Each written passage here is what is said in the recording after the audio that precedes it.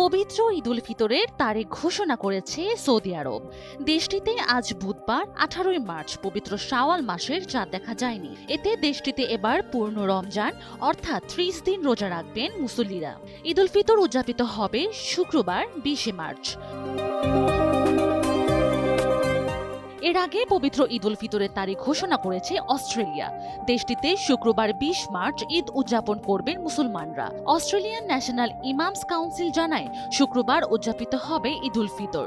এটি 1447 হিজরির শাওয়াল মাসের প্রথম দিন। এদিকে পবিত্র ঈদ উল ফিতরের তারিখ নির্ধারণ করেছে সিঙ্গাপুর। সিঙ্গাপুরের কর্মকর্তারা জানান শনিবার 21 মার্চ ঈদ উল ফিতর উদযাপিত হবে, কারণ জ্যোতির্বৈজ্ঞানিক তথ্য অনুযায়ী বিকাশ পেমেন্টে 10,000 টাকার বেশি অফার। শপিং চলছে তো। বৃহস্পতিবার সিঙ্গাপুর থেকে চাঁদ দেখা যাবে না। অন্যদিকে তুরস্কের সরকার জানায় শুক্রবার 20 মার্চ ঈদ উল ফিতর উদযাপিত হবে। বৃহস্পতিবার 19 মার্চ তুরস্ক ও অন্যান্য অঞ্চল থেকে শাওয়ালের চাঁদ দেখার সম্ভাবনার যে ইঙ্গিত জ্যোতির্বিজ্ঞানীরা দিয়েছেন তার ভিত্তিতে এ তারিখ ঘোষণা করা হয়েছে।